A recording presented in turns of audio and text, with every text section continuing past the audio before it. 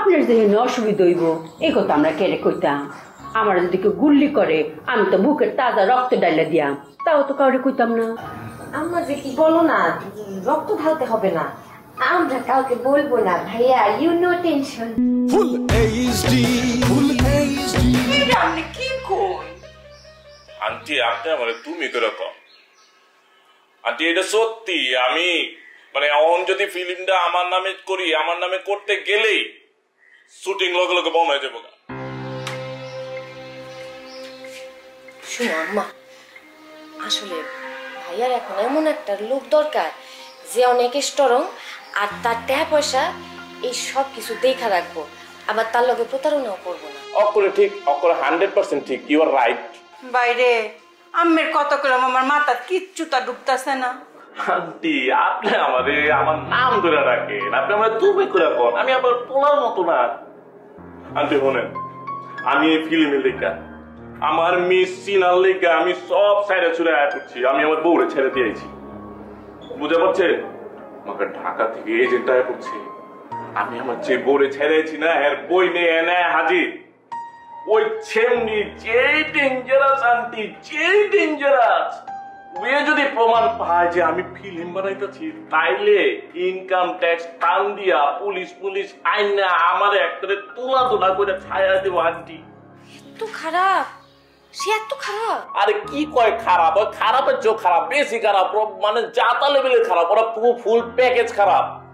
এই জন্যই আন্টি আমি ওকে ছায়া করছি। মাগার ওরা তো আমারে পার পাইবার দিব না আন্টি, একদম ছাই দেয়া ধরবো। শুনো ভাইয়া, আমি আছি তোমার লগে, আমরা সবাই আছি তোমার লগে, ওরা তোমার কিছুই করতে পারবো না।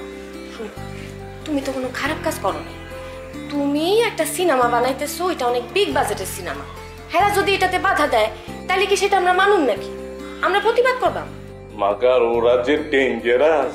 বাইগো আপনি হ্যাঁ লাগে আলোচনা কইরা ব্যবসার মীমাংসা কইরা পরে হেন আইন। আমি বুঝতেছি এটা বড় একটা ঝামেলার ব্যাপার। আপনি যদি ঝামেলার বুঝেন আন্টি, এলে গিয়ে আপনি আমার এমতে করে বাই বাই করে রাখবেন, এটা কিন্তু ঠিক না আন্টি, এটা ঠিক না। আমি আপনার মানা করছি যে আপনি আমার বাই করবেন না, আপনি নিশ্চিত করছি না আমি আপনার পোলার মতন।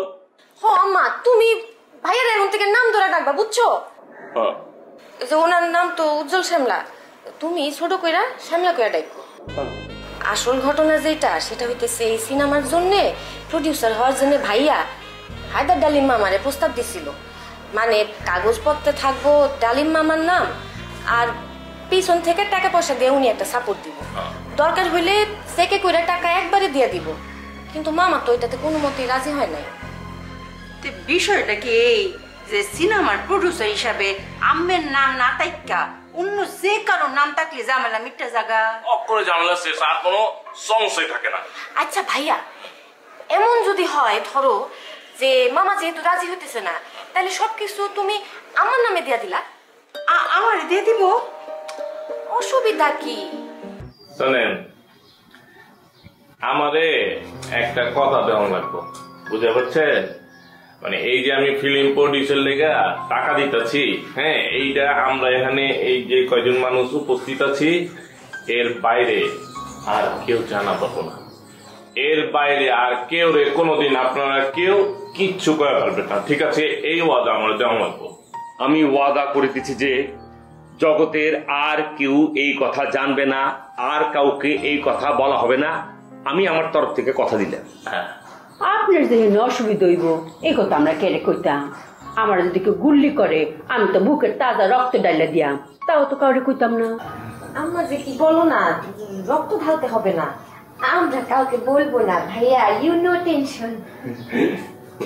আচ্ছা ঠিক আছে, তাহলে আমি তাহলে এখন ই করি আন্টি, আপনার অ্যাকাউন্টে 50 লাখ টাকা দিয়ে দিতেছি ট্রান্সফার করে, ঠিক আছে? আর বাকি 50 লাখ টাকা আমি কয়দিন পরে আবার দিয়ে দিব। শুকর আলহামদুলিল্লাহ, ইয়া আল্লাহ পাক তাকে হেদায়েত করো। খুব খুশি হইলাম। তাইলে টোটাল ফিল্মের বাজেট হয়ে দাঁড়াইলো 1 কোটি টাকা। আগে আপনি প্রযোজক ছিলেন, এখন বর্তমান প্রযোজক হইতেছে আমার কিশোরগঞ্জা বইনে। কংগ্রেচুলেশন। এবং এই কারেন্ট ফিল্মের নায়িকা হইতেছে গিয়া আমার প্রিয় ভাগ্নি মিসি না। আমি খুব মজা পেলাম রে ভাই, বিশ্বাস করেন। আমি খুবই মজা পেয়েছি, আমি খুব ফিলিংসের মধ্যে আছি, আমার খুবই ভালো লাগতেছে রে ভাই। এই বিষয়টাকে আর একটু তরতাজা ভালো করার জন্য কষ্ট করে আর একটু যদি কাজ করতেন, আপনার ব্যাংক থেকে তো টাকাটা ট্রান্সফার করে আমার বোনের দিবেন, তাই না? ম্যানেজার সাহেব যদি ফোন একটু বলে দেন, উনি যদি সুন্দর করে ট্রান্সফারটা করে দেন দ্রুত, তাহলে ভালো হয় না? অসুবিধা নাই, ঠিক আছে, আমি আমি করে দিতেছি। আমি এই ম্যানেজারে আমি ফোন করে কয়ে দিতেছি যে অ্যাকাউন্টে 50 লাখ টাকা ট্রান্সফার করে দিবেন, ঠিক আছে? আচ্ছা, আমার একটা কথা আছে, বাকি যে 50 লাখ টাকা এটা কি অহনি দিতে কোনো অসুবিধা আছে? যদি কোনো অসুবিধা না থাকে, বাই 50 লাখ টাকা আমার অ্যাকাউন্টে দিয়ে লাও, একবারে কাজ হয়ে পড়ে, তে তার কোনো চিন্তা থাকে না। ভালো, অবশ্যই ভালো হয়। উপযুক্ত কথা, সাপোর্ট না করে পারলাম না রে ভাই। ভাইয়া তুমি তাহলে টাকাটা এখনই আমার অ্যাকাউন্টে ট্রান্সফার করে দাও না।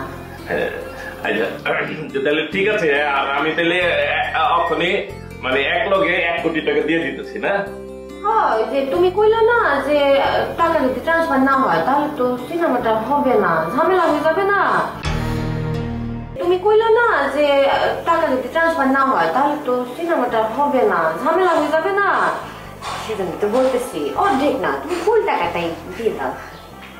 আচ্ছা অসুবিধা নাই আন্টি, আমি দিয়ে দিচ্ছি। আমি অক্ষণই ওই যে ম্যানেজার আছে না, ব্যাংক ম্যানেজার, ফোন মারা করে দিতেছি। আমি একটা ফোন দিন, পরে ফোনটা আমার ধরাই দিন যে আমি আমার অ্যাকাউন্ট নাম্বারটা নিজেই কই আপনি। আচ্ছা অসুবিধা নেই আন্টি। মাগার এই কথা যেন আমরা এনে উপস্থিত যে কজন আছি এরা ছাড়া আর বিয়ে। আপনারা খুব বেশি প্রেসার করতেছেন রে ভাই, মানে এক কথা কয়বার আপনারা শোনামো? আপনার সুরের লোকের সুর, তালের লোকের তাল মিলিয়ে আমরা কথা কইতেছি রে ভাই। প্রয়োজন হইলে আমাদের বুকের তাজা রক্ত ঢেলে দেওয়া হবে। বুকের ভিতরে পিস্তল ধরার পরও আমরা কমু না, ঘাড়ের ভিতরে ছুরি ধরার পরও মনে করে জবাই করে দিলে পরে আমরা কমু না, কইতেছি না পারবা বাইরে। আপনি যে সুন্দর করে আমার বোনের 1 কোটি টাকা ট্রান্সফার করে দিতেছে, আমরা এই কথা কাউকে বলবো না। ভদ্রলোক তো রে ভাই, এক জবান না। আচ্ছা ঠিক আছে, ফোন দিতেছি ম্যানেজারে। আপনি 2টা ফোন নাম্বার দিন।